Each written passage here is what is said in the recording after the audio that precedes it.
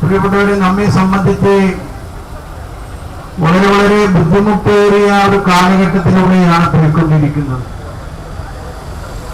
കുറച്ചു കാലമായി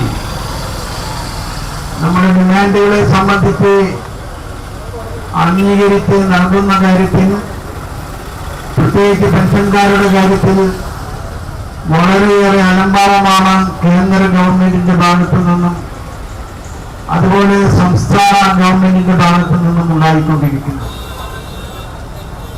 കഴിഞ്ഞ ബഡ്ജറ്റ് അവതരിപ്പിച്ചപ്പോൾ അതിലെ പെൻഷൻകാരെ സംബന്ധിച്ച്, അവരുടെ പരിഷ്കരണത്തെ സംബന്ധിച്ച്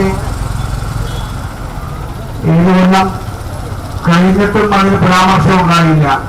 PFRDA നിയമം പിൻവലിക്കുക, പഴയ പെൻഷൻ പദ്ധതി പുനഃസ്ഥാപിക്കുക, ഫൈനാൻസ് ബിൽ 2025 ഭേദഗതികൾ റദ്ദ് ചെയ്യുക, 8ാം കേന്ദ്ര ശമ്പള പരിഷ്കരണ കമ്മീഷന്റെ പരിശോധനാ വിഷയങ്ങളിൽ നിലവിലുള്ള പെൻഷൻകാരുടെ പെൻഷൻ പരിഷ്കരണം ഉൾപ്പെടുത്തുക എന്നീ ആവശ്യങ്ങൾ ഉന്നയിച്ചാണ് രാഷ്ട്രപതിക്ക് ഭീമൻ ഹർജി നൽകിയത്.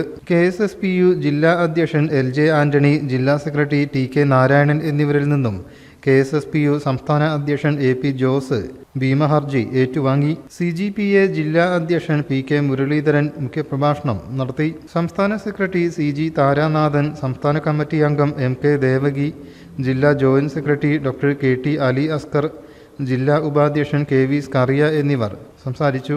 ഭീമ ഹർജി സമർപ്പണത്തിന് മുന്നോടിയായി നടന്ന പെൻഷൻകാരുടെ പ്രകടനത്തിന് ജില്ലാ സെക്രട്ടേറിയറ്റ് അംഗം A കുഞ്ഞുണ്ണി നായർ, ജില്ലാ ഉപാധ്യക്ഷരായ K Krishnan, KP Kumaran Namboothiri, AP Padmini, ജില്ലാ ജോയിന്റ് സെക്രട്ടറിമാരായ K രാമചന്ദ്രൻ, അബ്ദുൾ റഷീദ് അറനിക്കൽ, CM ഉഷ എന്നിവർ നേതൃത്വം നൽകി. News bureau, Malappuram.